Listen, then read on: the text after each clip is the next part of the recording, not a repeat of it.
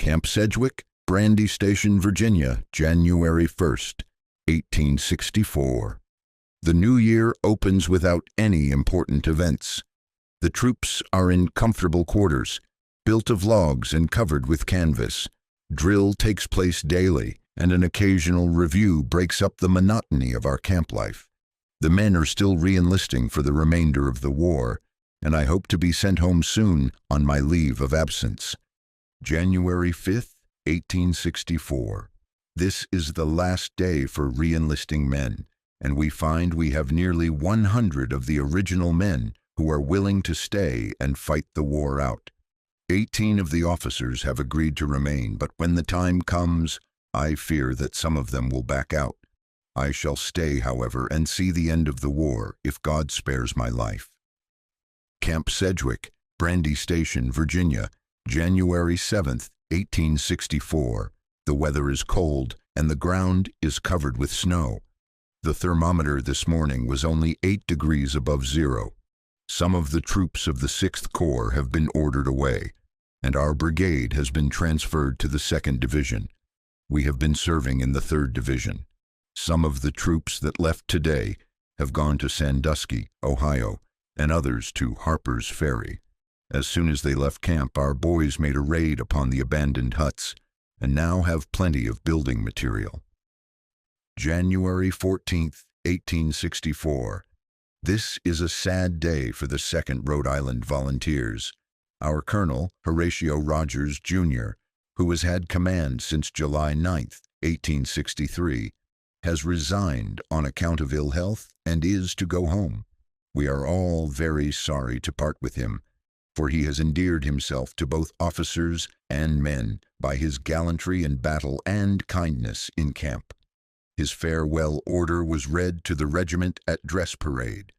Lieutenant Colonel Samuel B. M. Redd is the senior officer, but as he is absent on staff duty, Major Henry C. Jenks will have command of the regiment.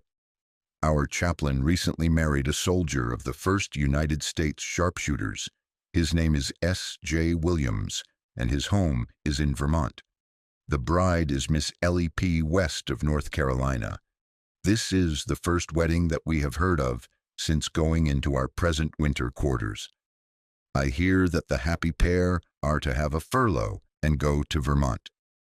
Saturday, January 23rd, 1864, Mrs. Wheaton, Emma, the wife of General Frank Wheaton, died at Harper's Ferry, Virginia, on the 16th instant. We all feel very sad, for she was well known to the officers and men of the 2nd Rhode Island, having passed the winter of 1861 and 1862 in our camp at Brightwood. Tonight we dedicated our new chapel, and in remembrance of Rhode Island, and in recognition of God's goodness to us, we have named it Hope Chapel. The building is made of logs hewn smooth on one side and built up cob fashion. Most of the hewing was done by Chaplain Buglas and Lieutenant John M. Turner. The roof is covered by a large canvas presented by the Christian Commission. Inside we have a fireplace and tin reflectors for candles on the walls. A chandelier made from old tin cans, or the tin taken from cans, is in the center. The pulpit or desk is covered with red flannel, and the ground or floor is carpeted with pine boughs. We sent a detail of men in command of Captain John G. Beveridge to a deserted church nearby and took out the seats and placed them in our chapel. Our boys had a fight with the guerrillas but brought back the seats. The following is the order of service at the dedication. Reading of Scripture, Chaplain John D. Buglas, 2nd Rhode Island Volunteers.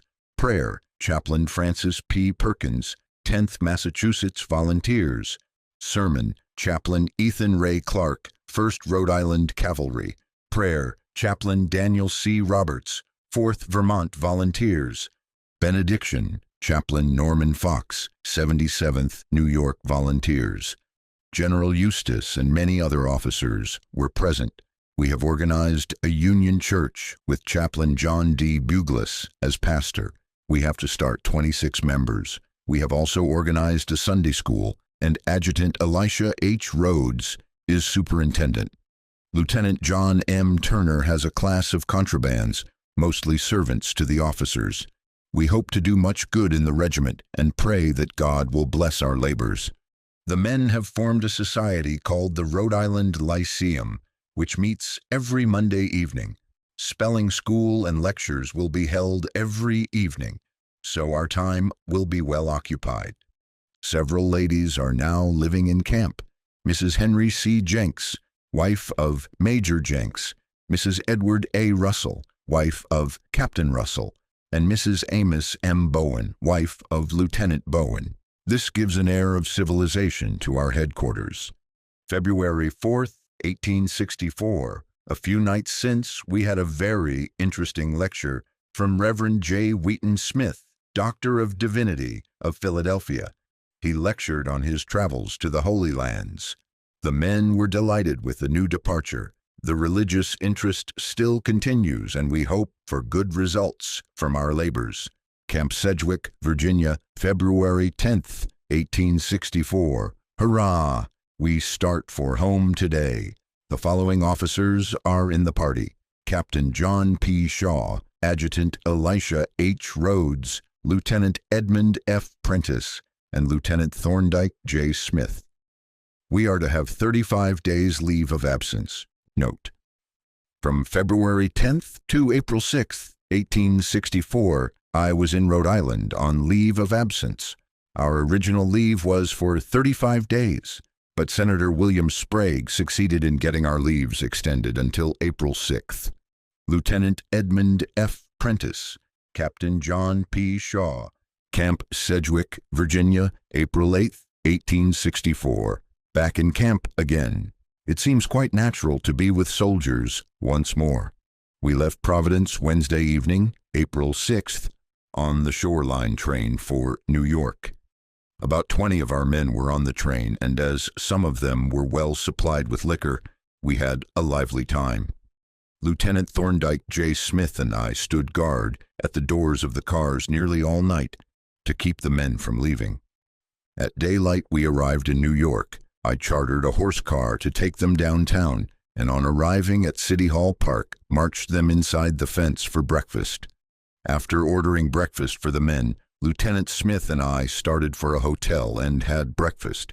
We took a train at Jersey City at 9 a.m. and reached Washington at night. We went to the Metropolitan Hotel and stayed all night. This morning, we came down to camp on the cars. Nearly all of the officers were at the station to welcome us back, and I rode to camp on my mare Katie. I found the regiment in the same old camp and have settled down to work again.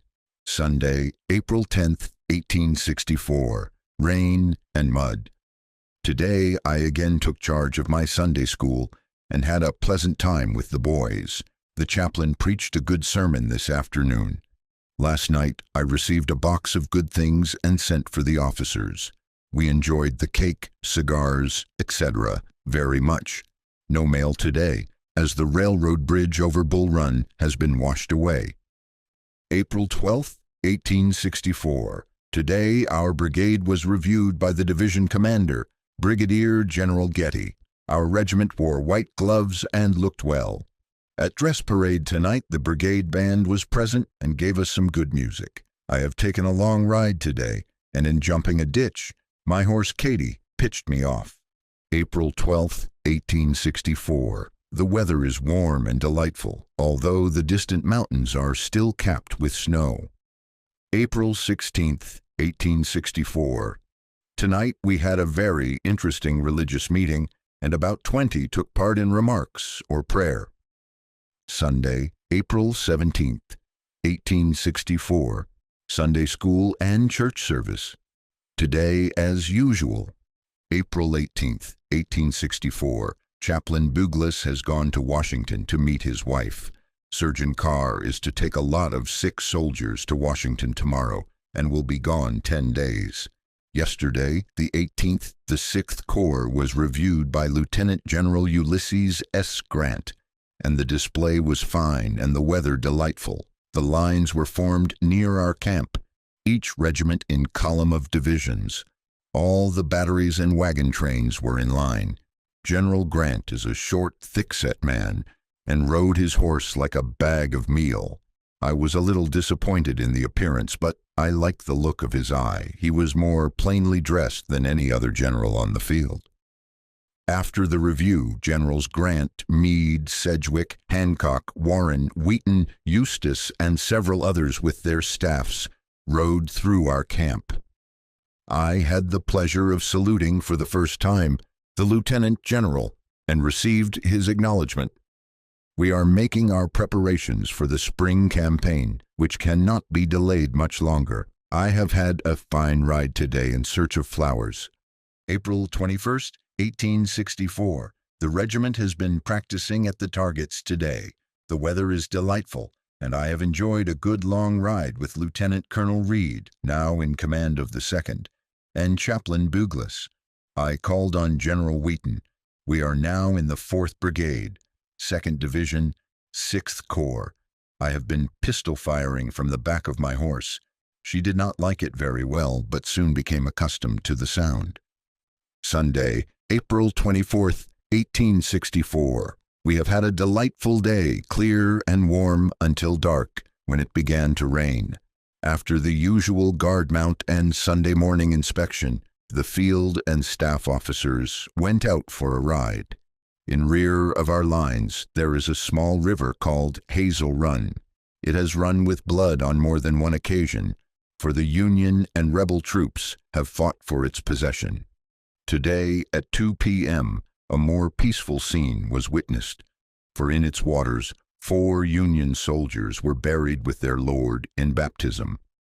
Our chaplain, Reverend John D. Buglas, baptized 2 soldiers from Battery G, 1st Rhode Island Artillery, and the Reverend Francis Brown Perkins, chaplain of the 37th Massachusetts Volunteers, baptized 2 soldiers from his regiment. The candidates wore their army uniforms, but the chaplains managed in some way to procure robes for themselves. The bank of the stream was covered with officers and men from the regiments nearby, and the scene was solemn and impressive. In the evening, our chaplain preached in Hope Chapel, and the Lord's Supper was observed. I acted as one of the deacons, as did Lieutenant John M. Turner, who is a Presbyterian. About 40 officers and men took part in the observance of the Lord's Supper, and all felt that it was indeed a Sabbath to our souls. May God bless us and keep us all in the paths of righteousness, for his name's sake. Amen. April 26th, 1864. Last night, Chaplain Buglas preached his last sermon in our chapel, as the roof of canvas is to be taken off and sent to Washington. The subject of the sermon was our duty in the coming campaign. It was really a fine discourse and was listened to with much attention by the audience. We are getting ready to move, and fighting will begin soon. I hope General Grant will be as successful in the East as in the West. Some of the officers whose time is up in June are already talking of home. But as I am in for the war, I am not interested. I want to see the end of the war as I saw the beginning. Last night I called upon General Alexander Shaler and had a very pleasant visit with him.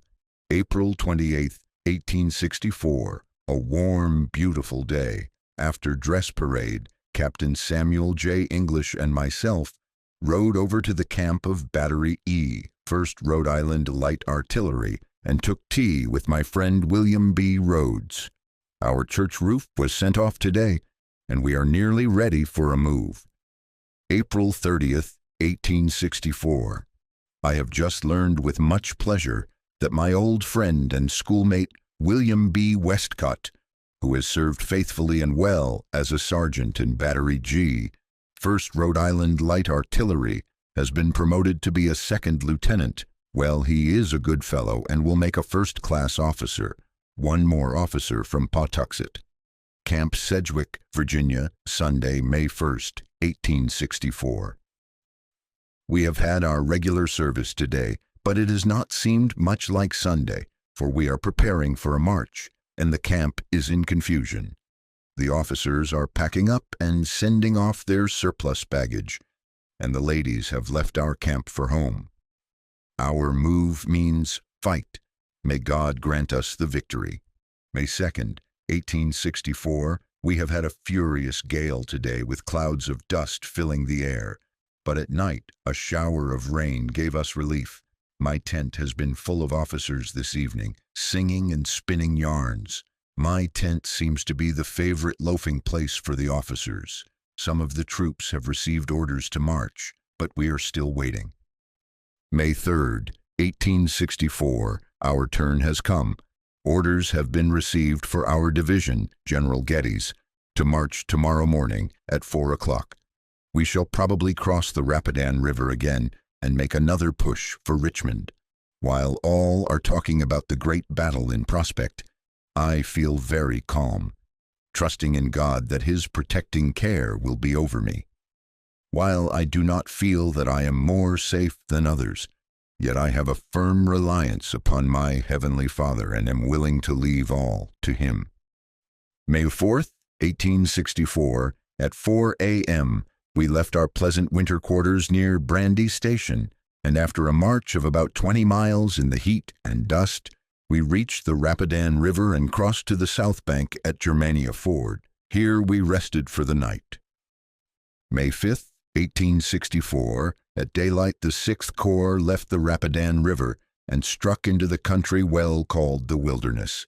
We marched slowly until about noon, when the advance found the rebels posted in the thick and almost impenetrable underbrush and small trees. It was next to impossible to move artillery, and the fighting was done by the infantry. As our brigade reached the line of fire, we were formed in two lines, with the 2nd Rhode Island and 10th Massachusetts in front, and the 7th and 37th Massachusetts in the rear line. We remained in line until between 3 and 4 o'clock p.m., when we were ordered to advance to the attack. The woods and brush were so thick and dark that the enemy could not be seen, but we knew they were in our front from the terrible fire we received.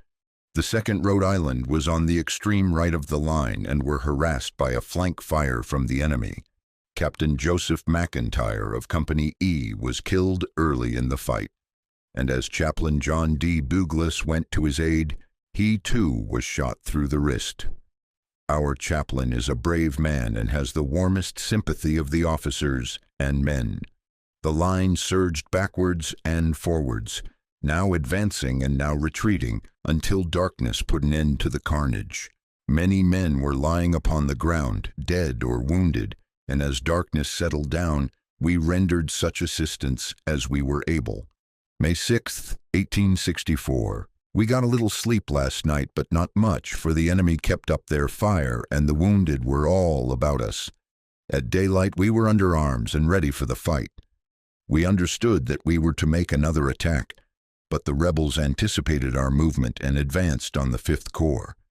The fight was a terrible one and was even worse than yesterday. The 2nd Rhode Island was soon engaged, and nobly did our men do their duty. In some parts of our corps the lines were broken, and at one time our brigade was driven back on the Germania Plank Road until we reached a redoubt built across the road and occupied by Battery E, Rhode Island Artillery. As we fell back, the rebels seemed to be on three sides of us and were firing into our front and both flanks. A party of officers gathered about our colors, and drawing our revolvers, we determined that the rebels should not have our colors. The lines were soon reformed, and we drove the enemy back to their original lines. Our brigade charged into the swamp 6 times, and each time were driven out. Darkness again put an end to the fighting, and we lay down amid the dead and wounded. During the night the brush caught fire, and many of the wounded burned to death. Assistant Surgeon William F. Smith of the 2nd Rhode Island was in a road some mile or more to the rear when a cannonball struck his horse in the head, killing it instantly. Our losses during the battles of the 5th and 6th are 14 killed, 61 wounded, and 8 missing. May 7th, 1864. Today we have had comparative quiet, with only skirmishing going on in our front. We have entrenched ourselves the best we can with logs and earth, and are waiting events.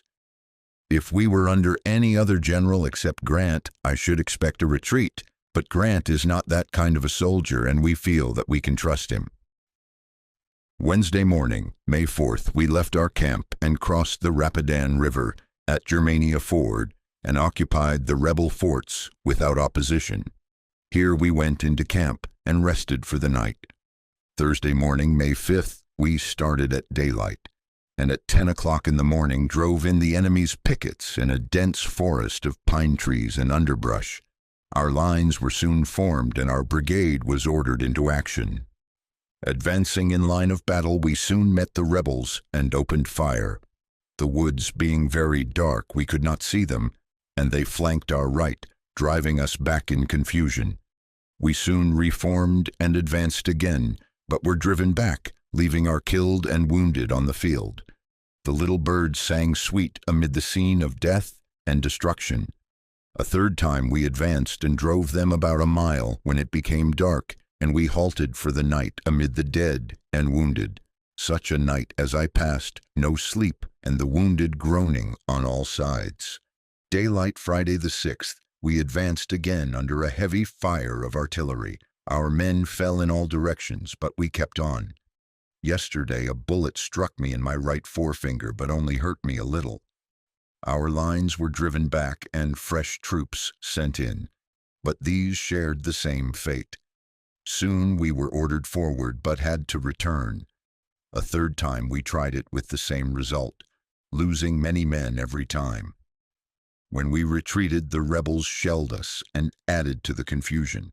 Officers with drawn swords and pistols were urging the men forward, but poor fellows, it was no use, for it was certain death. General Hayes came galloping into the fight, but soon his white horse came out riderless, leaving the general dead on the field.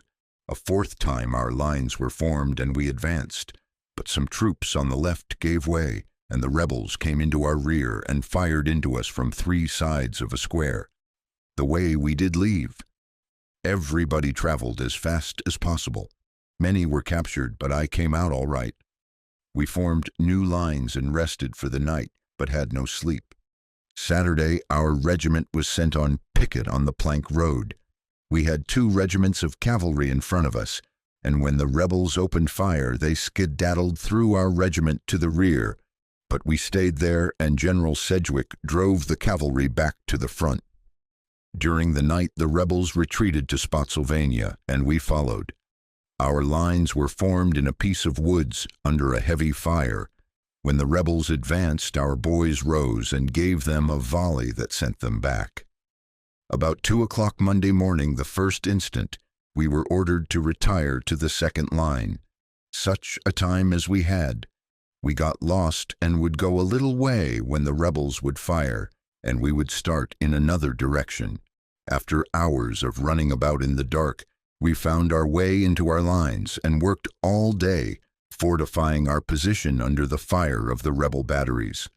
Battery E, Rhode Island Light Artillery, came into position near our regiment and soon caused the rebels to cease firing.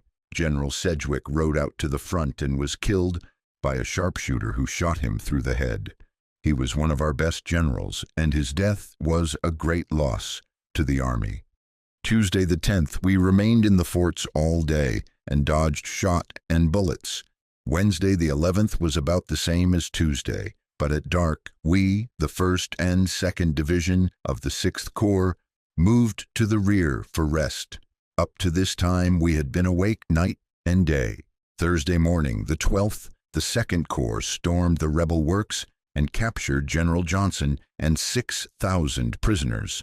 I saw General Johnson as he rode past. At 6 o'clock in the morning, our brigade took possession of the rebel works. The enemy advanced and tried to retake them. How the old 2nd Rhode Island did fire. I fired over 100 rounds myself. Colonel Reed was firing when he was hit.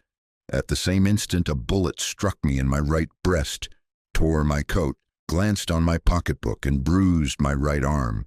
It whirled me round, and I thought I was dead, but soon found that I was all right. The ammunition was exhausted, and the officers passed it up to the men in boxes. The New York Excelsior Brigade was driven out of the works on our right, which left us exposed to an enfilading fire, but our boys never moved. For 3 hours, the rebels were within 20 feet of our regiment. It seemed to me that the day would never pass away. A section of Battery B, Rhode Island Artillery, came down and opened on the rebels with canister, but they stayed there. About noon, about 150 rebels threw down their guns and ran into our lines, unable to stand our fire. At 4 o'clock in the afternoon, fresh troops came up and took our place after we had fought 10 hours. Colonel Edwards, coming to our brigade, said to Major Jenks, "Major, you may be proud of your regiment this day." We lay down about 20 yards in the rear. To add to the horrors of the day, it rained in torrents. All night the battle raged, and we had to lay there. Sleep would overpower us when we were not firing, and such dreams as I had. I dreamt that I was home, and so warm and comfortable, sitting by the fire with mother and sister, when someone says, "Our lines are giving way."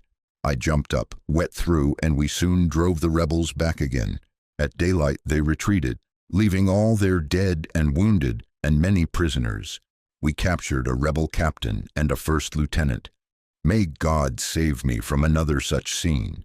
The ditch to the rifle pit was full of dead and wounded, blue and gray. General Russell estimated the number at 3,000. Our men, completely exhausted, sank right down. I thought I should die of fatigue. I smoked most all day, and so did we all. We were so excited. The men did not mind shells any more than snowballs. They were so tired. They said it was death or Richmond, for they would never run. I never was so proud of my regiment in my life.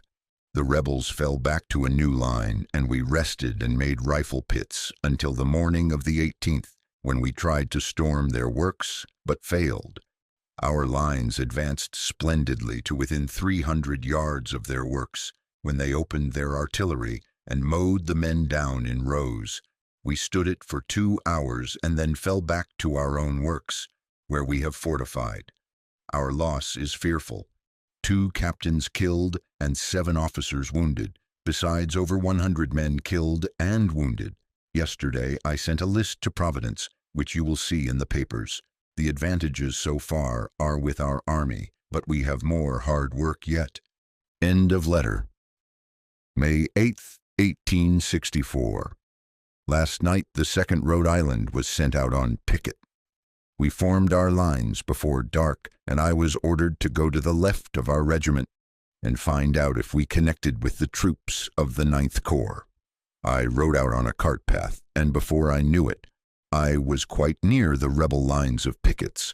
I turned my horse quietly and rode into the swamp at a high speed, and was glad to get back to our lines. About dark, it was reported that the Union forces would move their position, and we were ordered to remain and keep up the appearance of a fighting front. We were told to save ourselves if we could, but that in all probability our regiment would be captured. After dark, I was sent out onto the picket line with orders for the men to put tin cups and canteens into their haversacks so that they would not rattle, and to be ready to retire when the word was given. About midnight, orders came for us to retire, and the men were silently drawn in and formed on the Germania Plank Road. We then moved down the road in the darkness until we reached the line of forts, which we found deserted by our troops. I was ordered to ride in advance down the road and to endeavor to find Colonel Joseph B. Hamblin, the corps officer of the day. As the rebel cavalry were known to have passed the road in our rear, I did not like the job given me, but knowing I must obey, I drew my revolver, pulled the hammer back, and rode on. About half a mile to the rear, as I was riding in the shadow of the trees, someone put a pistol in my face and demanded, "Halt!" I quickly leveled my pistol and said, "Who are you?" A man replied, "Give me your name, or I will fire."